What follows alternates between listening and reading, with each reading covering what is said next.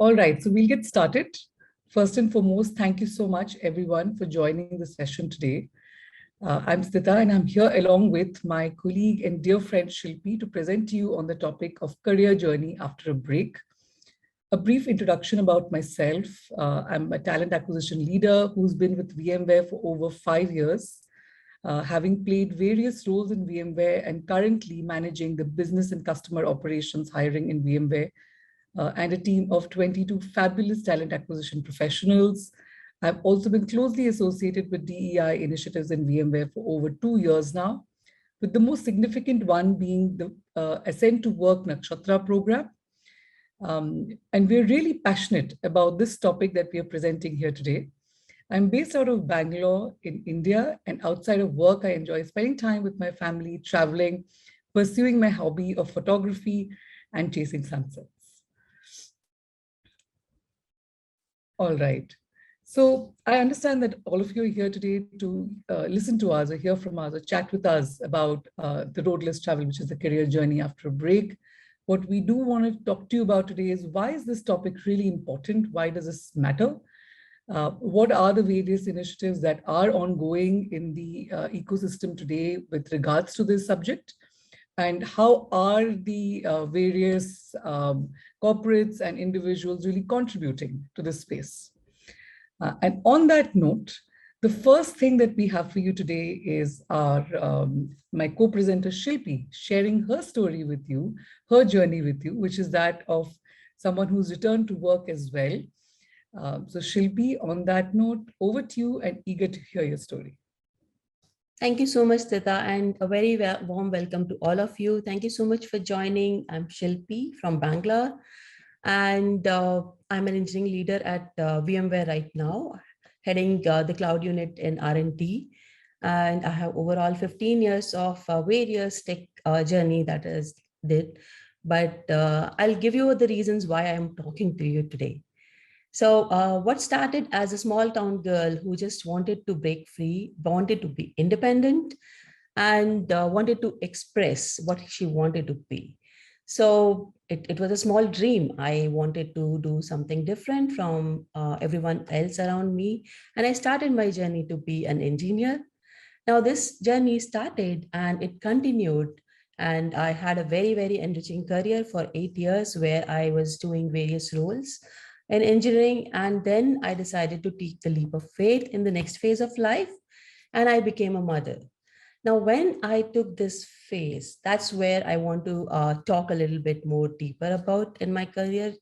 So it was a very, very enriching journey at that time. Professionally, I was doing presentations across the globe because I was a security expert on the team. And people used to look up to what I'm producing as work, as white papers. And it was really, really, really a very good phase of career going on. And I embraced motherhood with open arms. I was really, really elated. 4 months into my maternity leave, I thought that now what to do, what next? So I wanted to now go back to work. However, as the mother of my 4-month-old son, I could not do that to him. I was not really sure of the childcare system that we have. I was not really sure who will be able to take care of him like I do.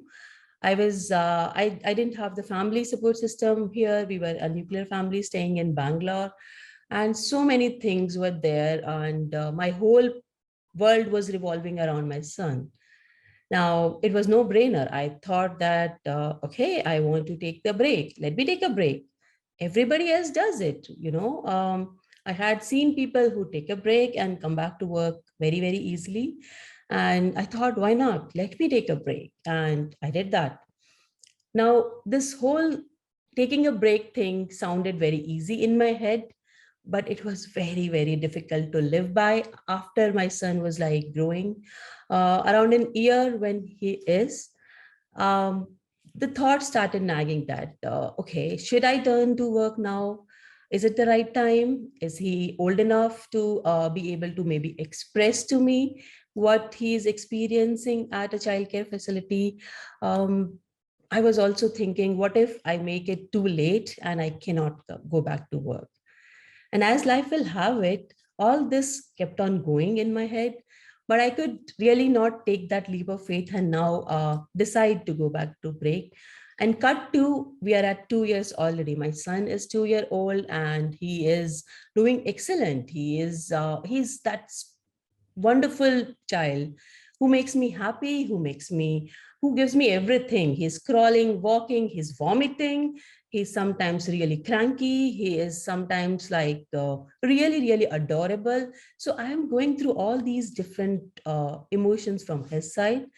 But now the fears of my own for my professional career are rising. They are like really, really high. I have fear that now I'm definitely irrelevant. I don't know what is happening in tech industry. Tech industry has started doing cloud. I did not do it. What will I do when I go back?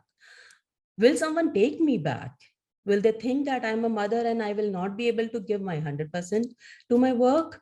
Will I be like even able to clear the interviews?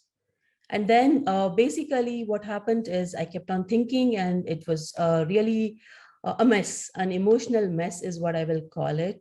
And in between, I was trying different things to keep myself basically in the system. I tried to do some business, etc.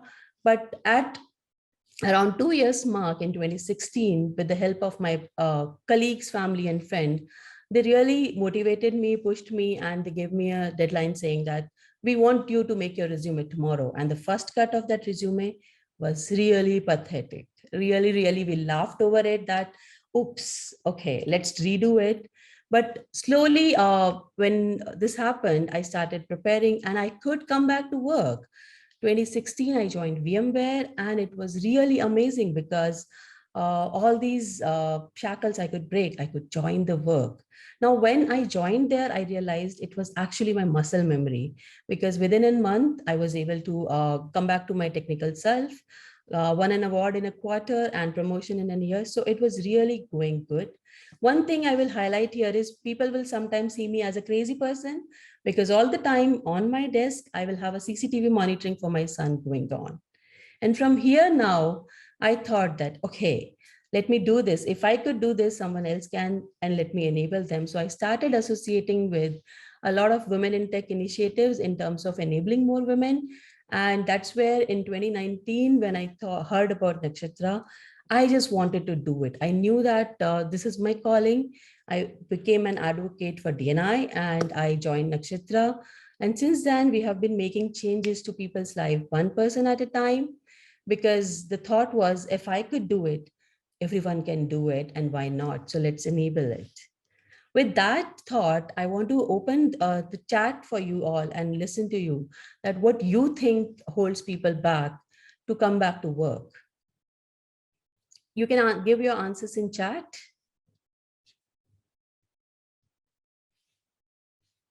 Let's see what holds people back to return to work.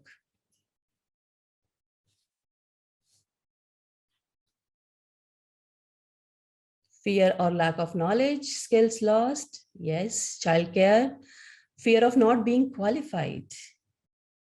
Judgment, I really, really acknowledge that. We have so much of apprehensions going on. So what else?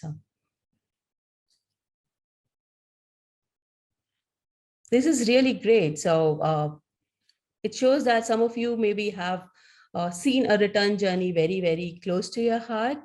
Being able to juggle everything, hiring managers not wanting to give someone a chance. Oh, the $1,000,000 question, why did you take a break? Is the reason good enough?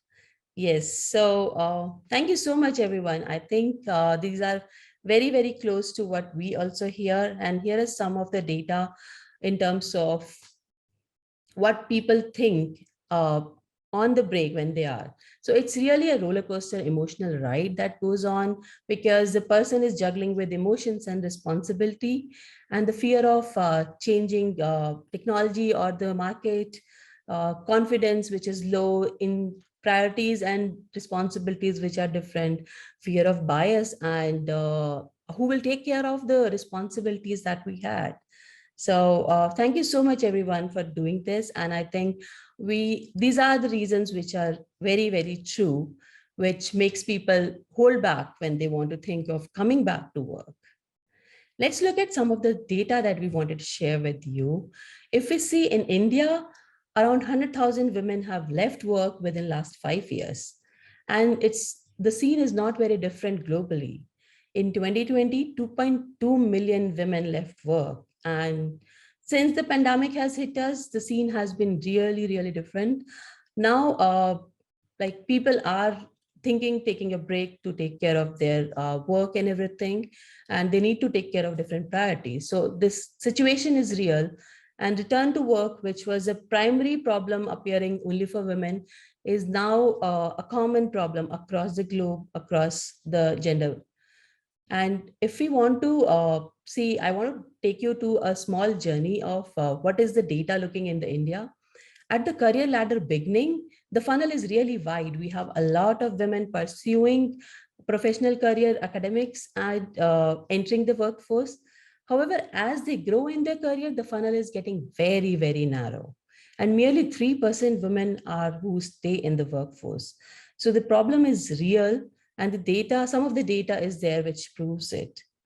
The reasons could be anything, and the most common are caregiving, the child, maternity break, relocation, barriers and biases. These are some of the very important and small basic reasons because of which the people are taking a break. With this, I want to hand over to Sita, who will guide us through, walk us through what is the state now and what is changing. Great. Thank you so much, Shilpi, and thank you for sharing your very inspiring story with us. Of course, as all of you know, employees flourish in environments that support their growth and development, both professionally and personally.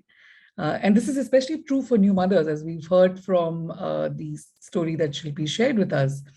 What's fortunate is that the industry mindset is changing at the moment, and especially in IT, where talented individuals are prized possessions and attrition is a real problem. There is a significant rethink on how we are supporting women in general and women's careers, especially after motherhood. And there is a systemic change that is needed to help them, right? And it's not a one side, it's not just a one-stop solution. There are multiple aspects that are helping us contribute to this growing mindset shift.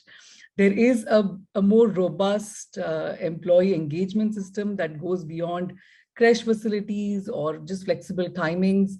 For example, I think now more than ever, we are seeing a more inclusive hiring strategy. We're seeing a more sustainable pipeline of women talent and increasing representation of women at senior levels. We are seeing that women who've stayed away from work for a long period of time, who often find themselves lagging and overlooked due to their gaps in their careers, companies are developing comprehensive comeback programs for such returning women. And it's good to see that as a combination of so many different initiatives, the industry mindset is also shifting.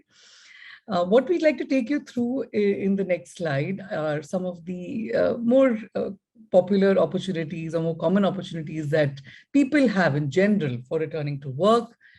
I think the first and foremost is coming back on a full-time role, as you heard Shilpi do when she decided to come back to work. There's also opportunities available in terms of part-time roles. The returnship programs, we'll speak a little bit more about that in the upcoming section. I think a lot of people also choose to change their domain when they're restarting their career journey. And at times, we also see people start their own business and try something completely different. So the good thing is that there are multiple different options, and people do have a choice in the matter. And before we move much further ahead, we do want to have a quick pulse check with all of you who are there on this meeting today, and to just start a poll. So if I may request the host to just launch the poll. You can see the poll in front of you. The questions are twofold. One is, are you someone who is or has been on a career break or knows someone who is and is eager to rejoin the workforce? And have you been associated with a return to work program?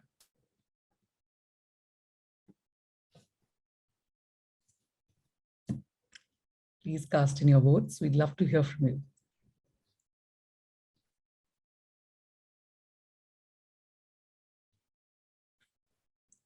Okay, all right. We could close the voting and share the results.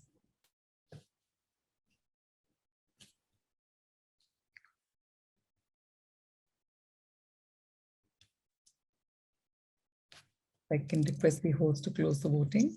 Thank you. Is there a possibility to share the results? Great. So let's have a look at this. I think so many of you, 59% of you, have been on a career break or know someone who is and eager to rejoin the workforce. While some of you have been a part of return to work initiatives, 12% of you, many of you have not yet been. So that gives us a great pulse check. Thank you for voting. All right. So quickly moving on, given that Shilpi and I are from VMware, of course, we've seen VMware more up close and personal. And we do want to share with you some of the opportunities that we know exist in VMware at least. Of course, there is, the hiring that we do on full-time payrolls, where you can come back, apply for opportunities and come back to work.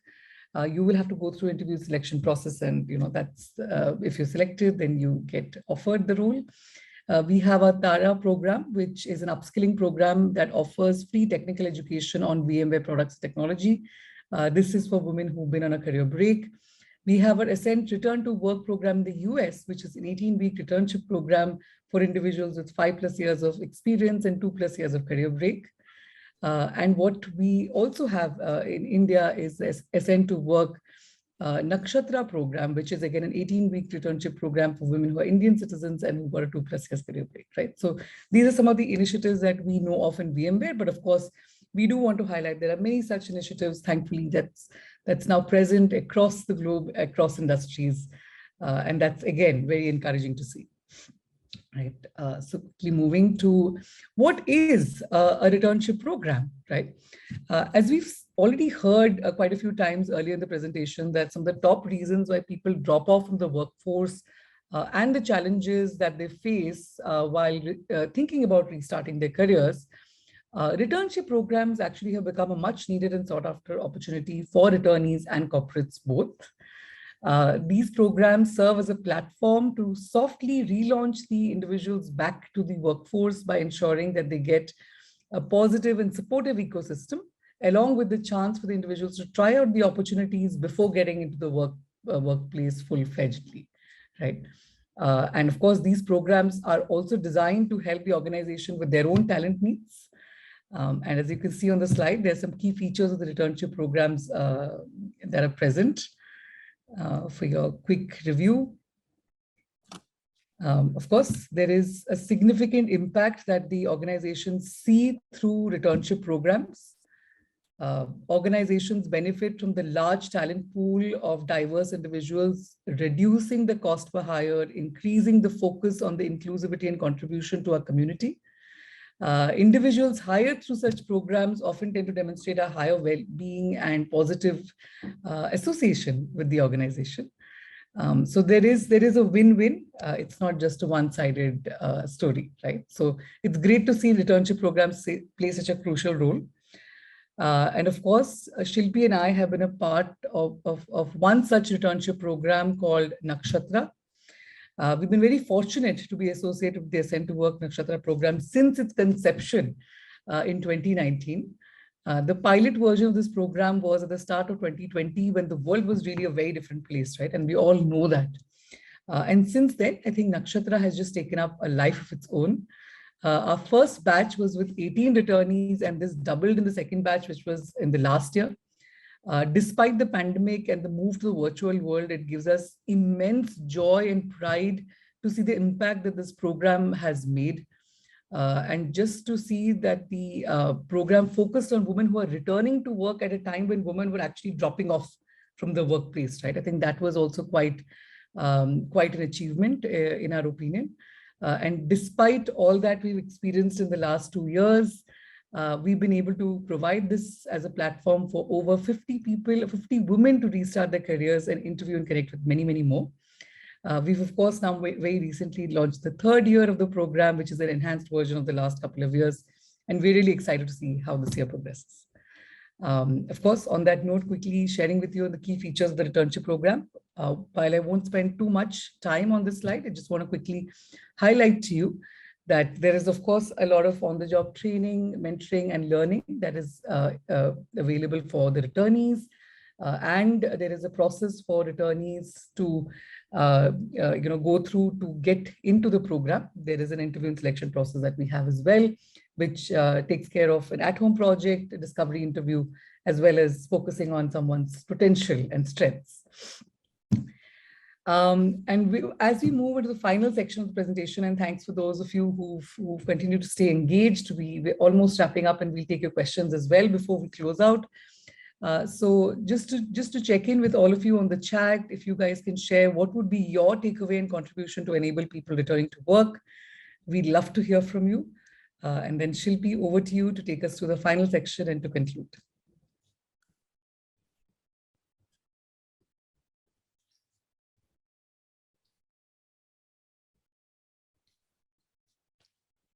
So really the question is, what would be your contribution or takeaway from the session where you would want to enable somebody coming to work? And I know there have been some really good questions in the Q&A also. So do share your thoughts. What do you think can be done differently?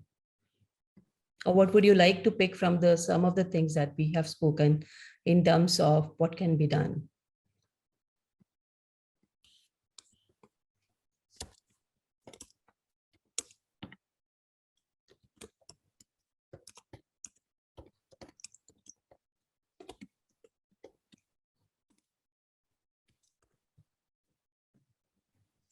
We have that I would like to see specific outreach efforts for returning to women in hiring. Yes. We will also have mentioned that they would want to see how someone who is not taking a maternity break, how different the experience would be. And I know we are talking about an India program here in more detail because we have been associated, and USA and across the globe, there'll be different processes. But what is your take? Trusting their experience and not just focus on the time out of bus. Very, very, very accurate. Great. So while you share your thoughts, I would quickly walk you through a call of action that we have. And we really want to call out what is that organizations and individuals can do. For organization, creating a support and encouraging environment is a must, which will help, and creating more awareness about the opportunities that they have, along with sensitizing leaders and being flexible is something which will really, really help in getting people back to work and not letting them leave the work if possible. If you're an individual who has taken a break or are thinking about it, I would say be honest of that. You have a break and keep your profile up to date. Get to building or rebuilding your networks. Your networks are really a big power. And I saw a difference in my own case. If you can and have time, do upskilling or pick up a certification that you want to do, and build your confidence back by talking to like-minded people, by going to sessions or a place where you can see people talk about the topic. It is okay to do it. And if you did it earlier, I'm sure you can do it again. So be confident and let's together normalize taking a break and be allies. I want to draw our attention to one additional topic, that how some of the unpaid work we do has been translating into business opportunities and being really great skills to learn. When somebody is working as a volunteer or leading in a volunteer opportunity, there is a lot of things to learn. One can learn how to work with influence rather than authority, collaborating with a diverse workforce, and working with leadership, right?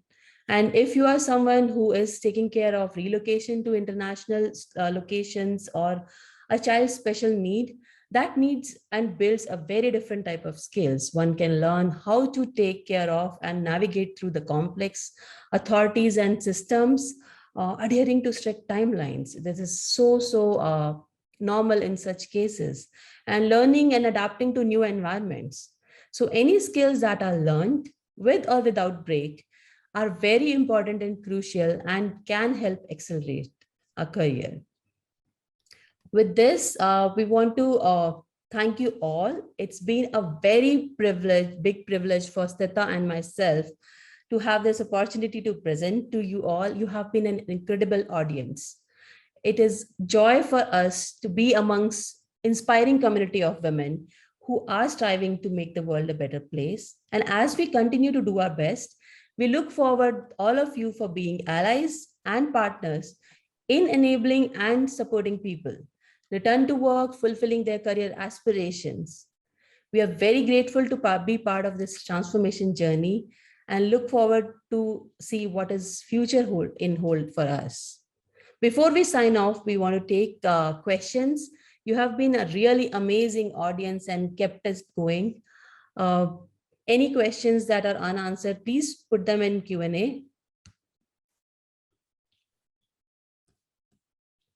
Is there a different bias when a single woman, no child, choose to move out of a very toxic, unhealthy environment and taking time to work through the situation to get in a better place?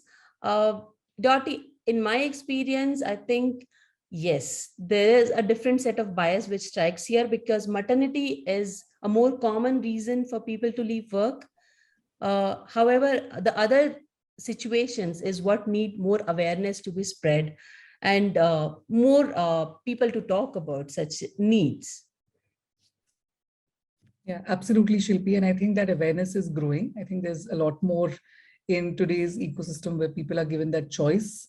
And there is more inclusiveness in our workplace that's being more consciously driven by both corporates and individuals. So while inherently those biases have existed and we want to acknowledge that, I don't think we want to kind of push them under the carpet. But with the growing awareness, I think things are changing. Yeah. Any other questions? Any feedback, any thoughts you want to leave our audience with, you want to share with us? So I think we've been very lucky to have such an engaged audience all throughout, people who've been very participative in this conversation, very encouraging for us to see. And Adrian, you're absolutely right. I think especially in the last couple of years, the importance that's been given to well-being and to employee choice and flexibility has really taken a turn for the better. And thankfully, some of those tides are changing, as we heard earlier in the presentation. The pandemic did many bad things, but I think it also set some of the acceptance for these things. And there's a shift that we see already happening. I think on that note, we are almost on time. Yes. Sita, would you like to close? Sure. I think a big thank you, as Shilpi mentioned, to all of you for being such a great audience and to everyone who's supported us throughout this journey. This has really been a privilege for us. And we really want to thank you for being there for us and wish all of you a great week ahead, a great day ahead, and hope you continue to do your very best in making the world a better place, one day and one person at a time. Thanks all of you, and signing off, please stay in touch. Yes. We have dropped some of our details in the chat here, if you would like to stay in touch. Yeah. Thank you, everyone. Have a good day. Bye. Thanks, everyone. Bye-bye.